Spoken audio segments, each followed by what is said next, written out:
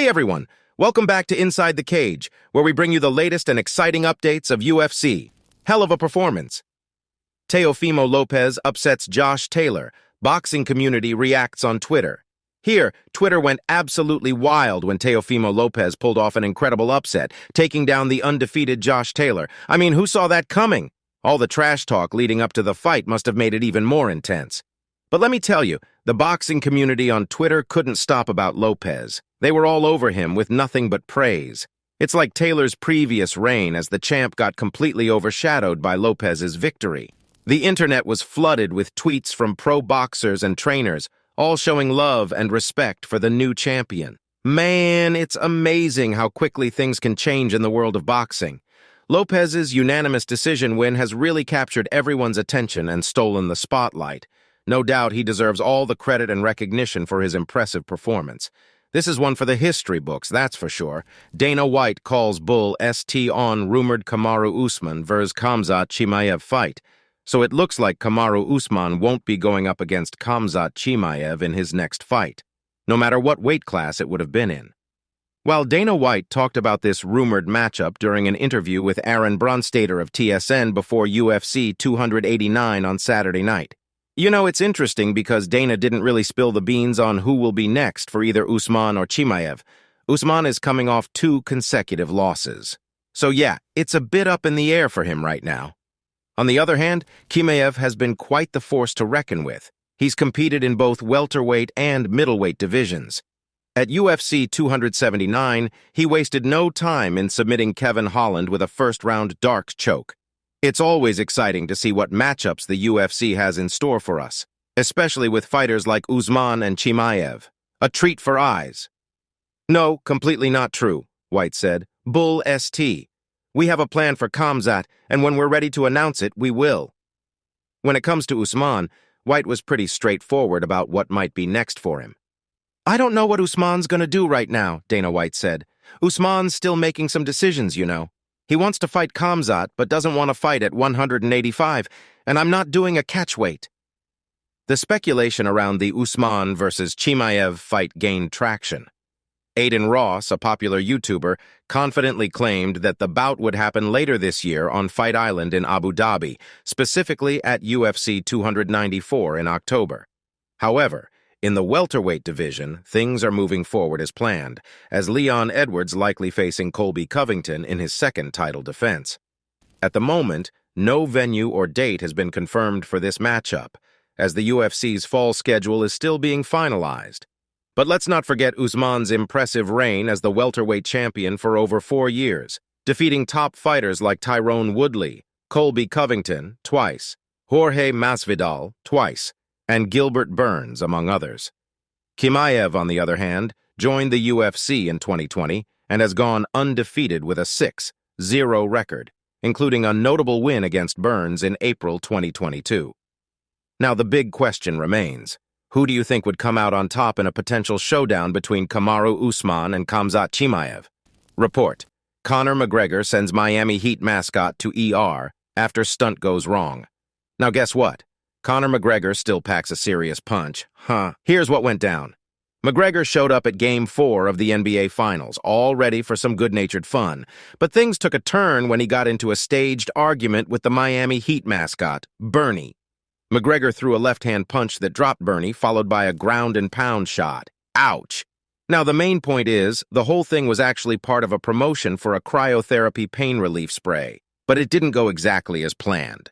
According to reports from The Athletic, McGregor's punches ended up hurting the person inside the Bernie costume for real. I mean, they had to go to the emergency room and everything, taking things too far. Fortunately, the injured person received some pain medication and was eventually sent home, where they're now doing well. Phew. At least there's some good news out of this mess. Now, McGregor hasn't been in the octagon since his loss to Dustin Poirier in their trilogy fight at UFC 264. But don't worry, guys. He's expected to make a comeback most probably of this year. And his opponent will be none other than Michael Chandler, his fellow coach from The Ultimate Fighter 31. Let's just hope McGregor's next fight goes a lot smoother, both for him and whoever he's in the ring with. We can't afford any more unexpected trips to the emergency room. Julianna Pena slams. Amanda Nunes. following her retirement announcement at UFC 289. Next, a former champ, Julianna Pena, didn't hold back in her criticism of Amanda Nunes after her performance and retirement announcement at UFC 289. Interesting, nah? You see, Pena was originally supposed to face Nunes for the third time tonight in Vancouver. But unfortunately, she had to withdraw due to an injury sustained during training. However, stepping in for Pena against Nunes was perennial contender Irene Aldana. Aldana came into the main event with a 2-fight win streak, having defeated Yana Santos and Macy Chiasson in her previous bouts. But here's the thing. The headliner of UFC 289 turned out to be completely one-sided. Nunes dominated Aldana for all 5 rounds, unleashing a barrage of jabs and ground and pound. After 25 minutes of pure dominance, the Lioness was awarded a unanimous decision victory. And to everyone's surprise, Nunes announced her retirement from MMA after the win. Now, most fighters and fans were praising Nunes for her incredible career, but Pena had a different opinion. She took to Twitter and say about Nunes' performance and retirement. I gotta say, Pena's assessment definitely stood out among all the praise. I'll take that as a compliment, UFC 289 at UFC. I scared you so bad into retirement. Personally, congratulations. Professionally, WTF was that? She continued. Canadians don't boo, they just walked out quietly before the fight was over. UFC 289 #snoozefest, #terrible, #stinker, #ducking. Here are some official UFC 289 results. Amanda Nunes def Irene Aldana by unanimous decision, 50-44, 50-44, 50-43. But certainly, these results stirred up some discussion. It's always intriguing to see how fighters respond to each other's performances and decisions. Moreover, I think Pena's comments added an interesting twist to the situation. It's clear that she had a different take on Nunes' performance and retirement. While many were showering Nunes with praise, Pena had some critical thoughts to share. It just goes to show that opinions in the fight game can vary widely, even among fellow fighters. Now, absolutely, that's what makes the fight world so captivating, isn't it? The MMA community is filled with diverse perspectives, especially when it involves a prominent fighter like Amanda Nunes. It's intriguing to witness the range of reactions and opinions that emerge from such situations. Pena's comments have definitely added another layer to the conversation, and it'll be interesting to see how it unfolds from here. Everyone has their own take on fighters, their performances, and their decisions. It keeps the discussions lively and engaging. Do you personally agree with her, or do you feel she might have been a tad too harsh? Hearing different viewpoints on these matters is always fascinating and can lead to some thought-provoking exchanges. So let's keep the conversation going and see where it takes us. He's back.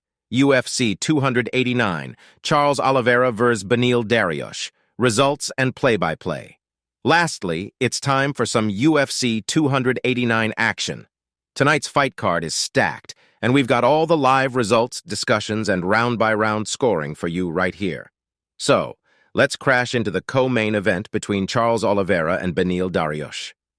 Now, this fight had some serious stakes. The winner was likely to earn a shot at Islam Makhachev's lightweight title. As the first round kicked off, Dariush landed a low kick, but Oliveira quickly fired back with a thunderous head kick. It seemed like Dariush shrugged it off, showing his resilience. However, he slipped on a head kick, but immediately bounced back up, refusing to stay down. What a shot! After that, the two fighters engaged in a clinch, and after a grappling struggle, Dariush managed to end up on top, landing some solid punches from that position.